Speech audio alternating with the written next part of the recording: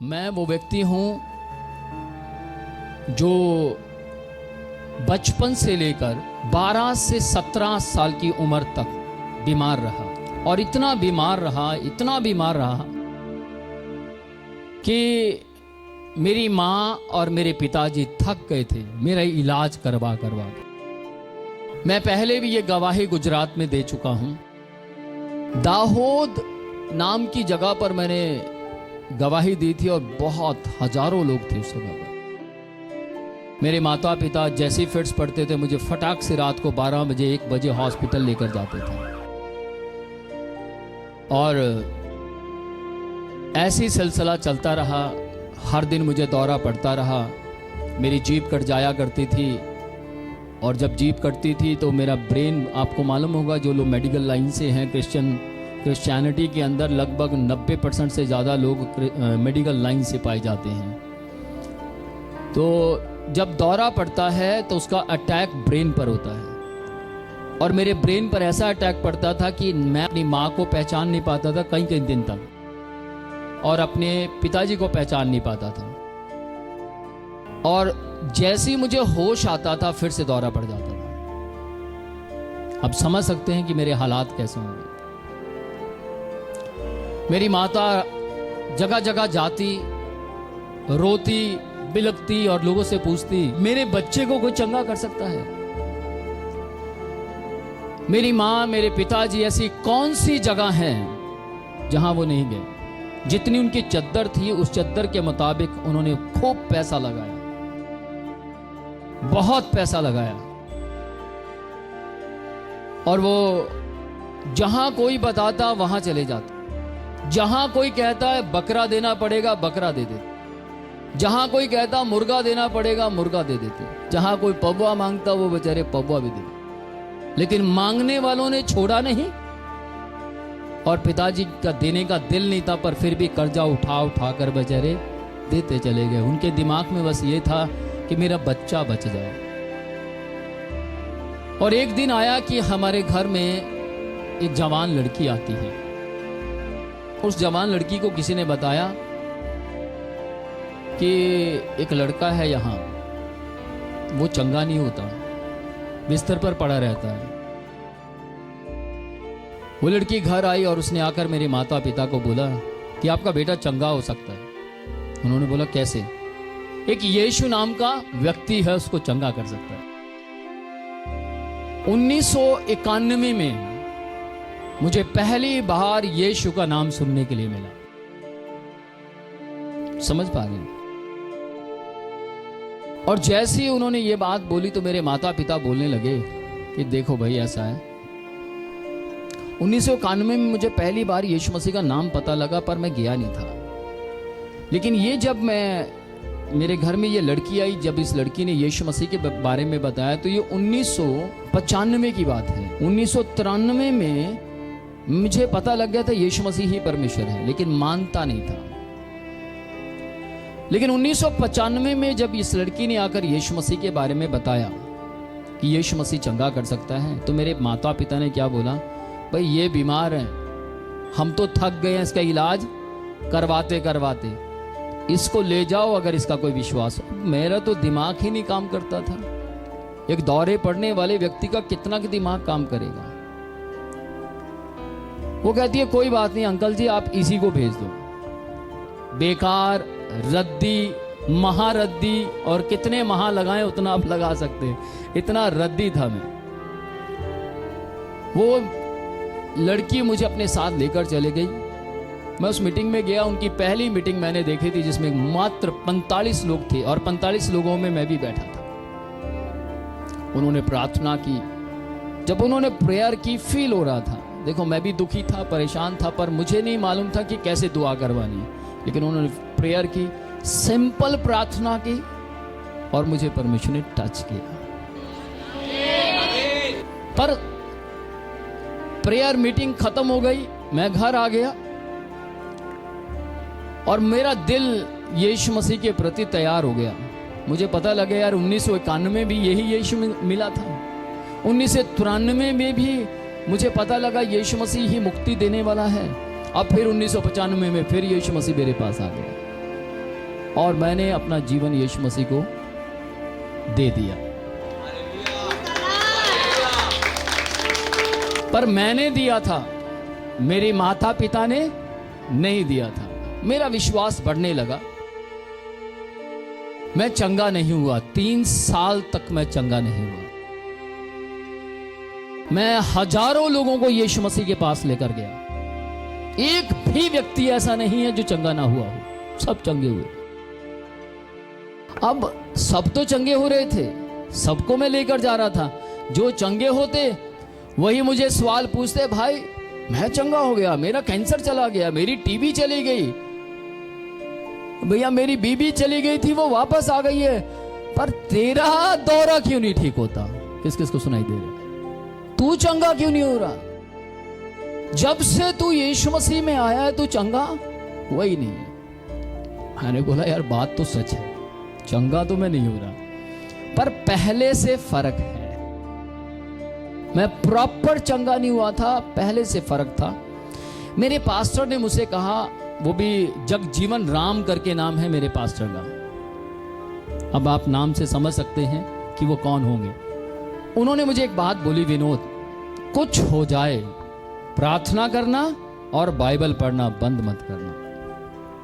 यदि तू प्रार्थना करता रहेगा, बाइबल पढ़ता रहेगा, तो एक दिन यही यीशु तुझे चंगा जरूर करेगा। पर बार बार सवाल उठता, कब चंगा करेगा? बार बार जब जब दौरा पड़ता, साथ ही मेरे पेरेंट्स मुझे कहते हैं, बड़ा आया यीशु मसीह को मानने वाला, फिर दौरा पड़ गया है देखो, और अब ये उठेगा, होश आएगा, फिर कह देगा हालेलुया हालेलुया। पता नहीं कैसा परमेश्वर है, इसके दिमाग में बैठ गया। पर ध्यान देना इस बात के ऊपर, मैंने जब प्रार्थना शुरू की, शॉर्ट में बता रहा हूं, मैं अपने बिस्तर पर बैठकर प्रेयर करता। कब प्रार्थना करता? मेरे माता पिता जैसे सो जाते, साथ ही मैं प्रार्थना करने के लिए उठ जाया करता। अब मुझे कैसे पता लगता कि मेरे माता पिता सो गए हैं? ध्यान से सुनना, मेरे माता पिता जैसे घराटे मारते थे मुझे पता लग जाता था मेरे वो सो गए। और मैं गवाही क्यों दे रहा हूं, मुझे बहुत लोगों के मैसेज आए हैं। गुजरात आने से पहले बहुत लोगों के मैसेज आए, उन्होंने बोला पौसे जी प्लीज रिक्वेस्ट है अपनी गवाही जरूर देना। तो मैं गवाही दे रहा हूं, अन्यथा सबको पता है मैं एक चीज का दीवाना, सिर्फ प्रचार का। मुझे सिर्फ प्रचार देना अच्छा लगता है। आमीन। मैंने प्रेयर करनी शुरू की और एक दिन मैं पकड़ा गया। मेरी माँ के घराटे उस दिन नहीं बजे और मेरी माँ के कान में मेरी आवाज बजनी शुरू हो गई और मेरी माँ उठी। उन दिनों में सर्दियों का वक्त था, पर काफी समय के बाद पकड़ा गया मैं, और मेरी माँ ने साथ ही मेरे एक कान पर दिया, ये क्या कर रहा, बड़ बड़ बड़ बड़ बड़ बड़। तो मैं एकदम से लेट गया और लेटे लेटे प्रार्थना करने लगा। उसके बाद मैं बड़ा टेंशन में आ गया कि यार अब यहां तो पकड़ा गया, माँ को पता लग गया कि मैं प्रार्थना करता हूं, प्रार्थना करूंगा कहां? तो मेरे दिमाग में वही चीज चलती रही। स्कूल चला गया, मेरे ना दौरे पड़ने का जो मात्रा थी वो कम हो चुकी थी। तो मैं स्कूल में जाने लगा, वहां से जाता जाता सोचने लगा, स्कूल में बैठ कर सोचने लगा आज रात प्रार्थना करूंगा कहाँ। तो मेरे घूमते हुए दिमाग में आया यार सबसे बेस्ट जगह, ना किसी को पता लगेगा ना वास्ता, ना किस किस को मालूम है, कहाँ करने लगा मैं। हाय क्या बात है, क्या बात है। जिनको मालूम है इट मीन्स आप लोग मेरी गवाही सुनते हैं। तो मैं बाथरूम में बैठकर प्रार्थना करने लगा, प्रार्थना करता रहा, काफी समय बीत गया। रोज डेली मैं बाथरूम के अंदर जाकर 3 से 4 घंटे प्रेयर करता। एक दिन वहां भी पकड़ा गया, प्रार्थना कर रहा था और करते करते क्या हुआ, मेरा भाई वहां आ गया। मेरा भाई यीशु मसीह को नहीं मानता था, कोई नहीं मानता था। तो मैं बहुत जोर जोर से रेबे शिखरे के तेरा बाशक इस तरीके से प्रार्थना कर रहा था। और उसने सुना यार ये कौन सी भाषा बोल रहा है। साथ ही माँ के पास गया, तुम कहते हो यीशु मसीह ने इसको चंगा कर दिया, पहले से ठीक कर दिया, अरे वो तो पागल हो गया है। साथ ही मेरी माँ आई। और आप लोगों को मालूम है जब घर में परिवार में अच्छी यूनिटी होती है तो वो क्या करते हैं, उनकी देखो यूनिटी क्या थी। जैसे आए एक व्यक्ति ने नहीं कहा कि ओए बाहर आ, सब दिल मुक्का लात बाहर आ, बाहर आ, थप थप, एक मार रहा, दूसरा मैं बजाता हूँ, मैं बजाता हूँ। सब बाथरूम के दरवाजे को पीटने लगे। तो शुक्र खुदा का कि मेरे घर का दरवाजा लोहे का था। लेकिन आजकल के टाइम का होता तो पता है आपको, फाइबर का ना टूट जाता है। पूरा पीट रहे थे वो। अब मैं अंदर था और मेरे ऊपर अन्य भाषा का दान उतर आया था, जिसके विषय में मेरे पास्टर ने कभी मुझे टीचिंग नहीं दी। बाथरूम में परमेश्वर का आत्मा मुझ पर उतर आया। और आप लोगों ने देखा होगा, मैंने अन्य भाषा के बारे में हजारों वीडियोस बनाई हैं। उस वीडियो को उठाकर कभी किसी ने विरोध नहीं किया। मालूम क्यों? उनको पता है ये वो व्यक्ति है जिसने कभी किसी के मुंह से अन्य भाषा सुनी नहीं है, एक के मुंह से जिसने खुद ये भाषा दी, उसका नाम परमेश्वर है। कि जैसे ही मुझे पता लगा कि ये खटखटा रहे हैं और ये जोर से बोले थे, पागल है ये पागल है। और जैसे वो ये बात बोले थे, मैंने सोचा यार बचने का सबसे आसान तरीका यही है, आज पागल बन जाओ। पागल तो मैं था नहीं, पर मैंने सोचा ऐसे ही बचा जा सकता। जैसी कुंडी खोली मैंने, हाँ हो गए थे। क्या हुआ तुझे? अब मैं कौन सा एक्टर हूं, मुझे क्या मालूम पागल की एक्टिंग कैसे होती है। साबित कर रहा था मैं पागल हूं, लेकिन एक्टिंग गूंगे की कर रहा था। हाँ या ना? मेरी माँ कहती है ए, ए, कोई कुछ नहीं कहेगा, कोई कुछ नहीं कहेगा। नो नो मेरा बेटे आज। और मेरी माँ ने मेरे कंधे पर हाथ रखा मुझे, और मैं खुश, बच गया आज। ये तो आज पिटाई बहुत तकड़ी होती। बहुत मार खाई मैंने यीशु के नाम के कारण, बहुत मार खाई। अब वहां पर तो बच गया मैं उस दिन। फिर एक टेंशन शुरू होगी कुछ महीने बाद कि यार अब प्रार्थना कहाँ करूंगा। फिर एक ख्याल आया, यार बाथरूम के ऊपर की छत बहुत अच्छी है, इसके ऊपर बैठ के कर सकता हूं प्रार्थना। पर वो समय नवंबर का महीना था। अब नवंबर के महीने में बिस्तर पर तो ठीक है प्रार्थना, वॉशरूम में भी ठीक है, लेकिन छत पर कैसे करूंगा? ठंड बहुत होती है। हमारे ऊपर घर के ऊपर कोई घर कमरा कुछ नहीं बना हुआ था, और मैं एक टूटी सी चटाई थी मेरे जैसी, उसको उठाया और ऊपर चला गया, उसको बिछा दिया, प्रार्थना करने लगा। अब दिमाग में एक ही चीज थी, पास्टर ने बोला था कि प्रार्थना बोलो कभी मत छोड़ना, और बाइबल पढ़ना कभी मत छोड़ना। तो मैं ऊपर बैठ के प्रार्थना करने लगा। अब कई महीने बीत गए मुझे ऊपर प्रार्थना करते हुए। गर्मियों का टाइम शुरू हो गया। मेरा भाई को एक दिन आवाज आई, नीचे वॉशरूम करने आया होगा और ऊपर गया। क्या हो रहा है यार?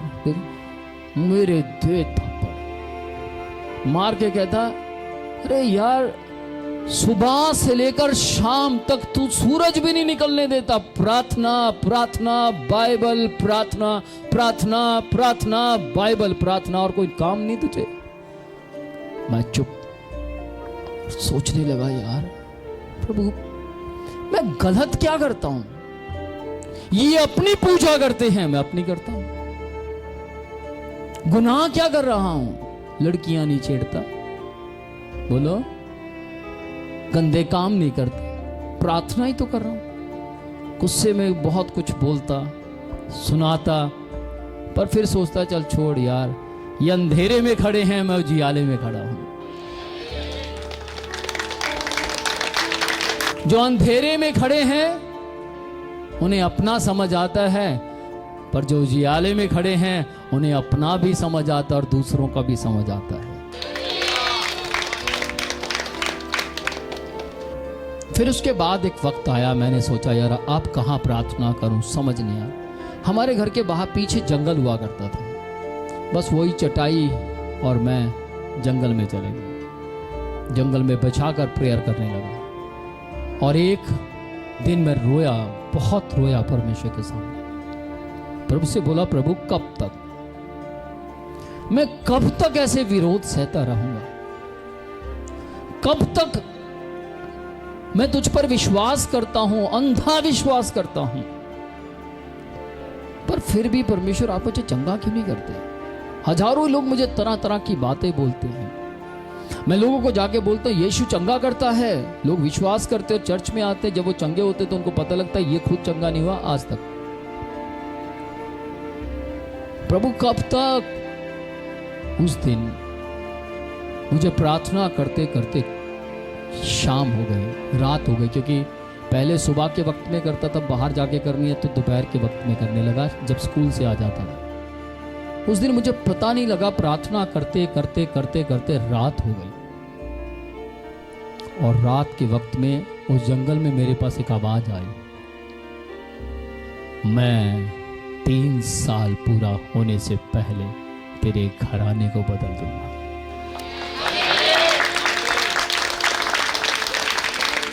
यानी तेरे परिवार को बदल दूंगा। और मेरी खुशी का कोई ठिकाना नहीं था। उठा, मैं तुरंत आमीन बोल दिया कि अब मेरी मार का सिलसिला भाई खत्म होने वाला है, बस अब मैं जीत गया। ओ आमीन।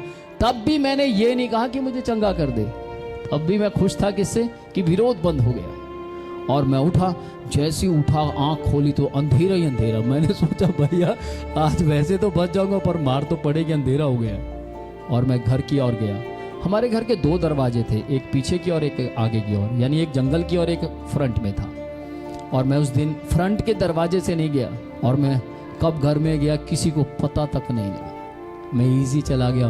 उस दिन से मुझे मार पड़नी बंद हो गई। Praise the Lord. पर फिर भी चंगा नहीं हुआ। और मैं चर्च जाता रहा, चर्च से आता रहा, चर्च अटेंड करता रहा। मैंने अपनी जिंदगी में आज तक, आज की तारीख तक संडे कभी मिस नहीं किया। मेरा कितना भी बेस्ट फ्रेंड क्यों ना हो, कितने भी बेस्ट रिश्तेदार क्यों ना हो, अगर वो संडे के दिन आते तो उनको कह देता हूं कि आप बैठो, मैं आता हूं जरा अपने बाप यीशु से मिलकर। मेरे रिश्तेदार मुझे कई बार कहते हैं कि हम क्या करेंगे यहां, अगर नहीं कुछ करना मेरे साथ चलो, चर्च में बैठेंगे। Praise the Lord. मैं लगातार यूं ही मेरी यात्रा यीशु मसीह में चलती रही।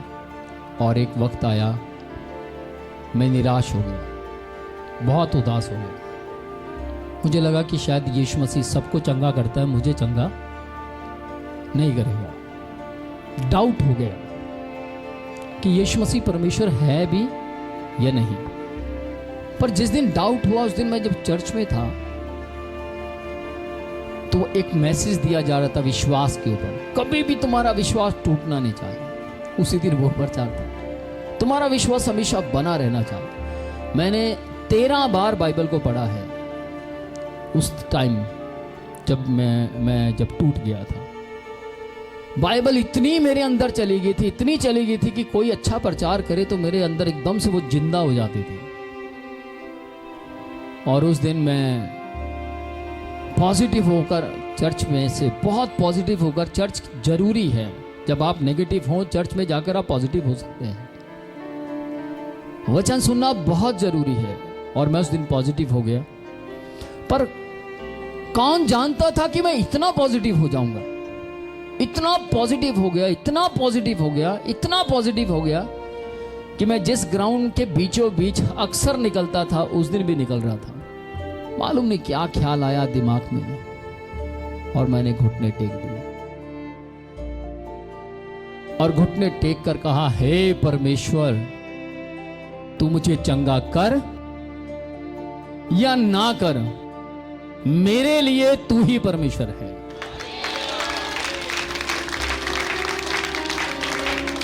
वो दिन और आज का दिन मुझे दौरा नहीं पड़ा। मैं बिल्कुल चंगा हो गया। ख्याल आया दिमाग में, पहले बोल देता यार, 2.5 साल हुए थे तब बोल देता, क्या यार मैंने पहले ऐसा क्यों नहीं बोला। ऐसा आता है ख्याल, दिमाग में आता है। पर ध्यान से सुनना, जैसे मैं चंगा हुआ सन 2002 में, मैंने जगह जगह जाकर, पहले भी प्रचार करता था लेकिन प्रचार की मात्रा 3 साल बाद और बढ़ गई। जगह जगह जाकर, एक एक घर को खटका खटका कर मैंने यीशु के बारे में बताना शुरू किया। लोगों ने कहा, मेरे परिवार के लोगों ने कहा, तू क्या करता है। आज वो कह रही थी हमें वचन सुना करके हमारा दिल नहीं कर रहा था, पर सुना के चला गया। और सन 2002 में मेरे पिताजी ने मुझे आशीर्वाद दिया। तुम्हें मालूम है आशीर्वाद का? वे हंस रहे हैं। आशीर्वाद दिया और बोला कि तू दर दर की ठोकरें खाएगा, जिंदगी में कभी सफल नहीं हो पाएगा। और सन 2002 में मैं एक नीली पैंट, नीले कलर की शर्ट जो स्कूल की थी, और एक सड़ा सा बैग मेरे पास था, मेरठ से मेरे पापा लाए थे। मैं कहा ये ले सकता हूँ? हाँ ले जा। वो उठाया और घर से निकल पड़ा। कहाँ जाऊंगा कौन जानता है, कहाँ सोऊंगा कौन जानता है। जेब में कोई पैसा नहीं और मैं चल दिया। बस स्टैंड पहुंचा पैदल। मेरे घर से बस स्टैंड 1 घंटे से भी ऊपर का रास्ता है। कोई पैसे नहीं है। मैं शॉर्ट में बताता हूँ, किसी ना किसी तरीके, अगर कभी परमिशन चाह फिर बताऊंगा। मैं सोलन पहुंच गया, पैसे नहीं है। और मैं सोलन पहुंचा। कौन जानता है कि सोलन उतरना है? उसने पूछा कहाँ उतरना है आपको? ये कौन सी जगह? कहते सोलन। मैं कहा यहीं उतार दो। वहीं उतर गया मैं। एक नेपाली व्यक्ति मेरे पास आया, मुझे आगे बोलता भैया कहाँ जाना है? मैं कहा पता नहीं। कहाँ से आए हैं? बस सोचो पता नहीं कहाँ से आया हूं। अगर मैं बताऊंगा तो क्या बताऊंगा, वो तो घर है ही नहीं मेरा। अच्छा तो फिर एक काम करो, आप मेरे साथ चलो। और ऐसे करते करते करते मैं यात्रा पर यात्रा, यहाँ से वहाँ, वहाँ से यहाँ, यहाँ से वहाँ, वहाँ से यहाँ, यात्राएं करता गया। सन 2002 से लेकर आज तक मैं घर से बाहर हूं।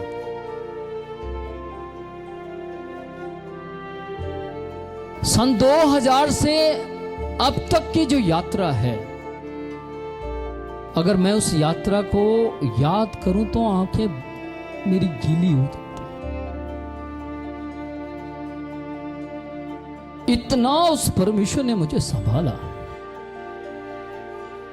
इतना संभाला।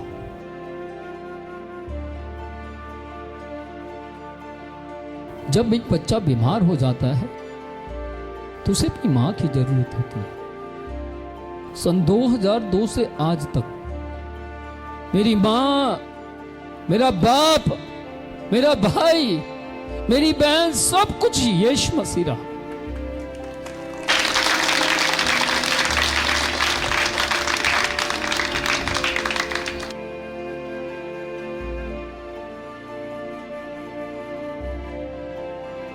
पर ध्यान से सुनना, तब से अब तक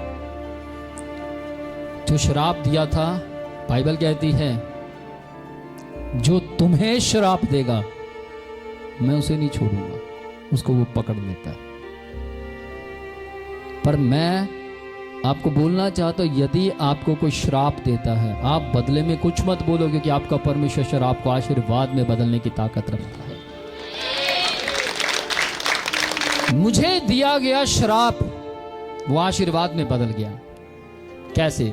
उन्होंने कहा तू दर दर की ठोकरें खाएगा।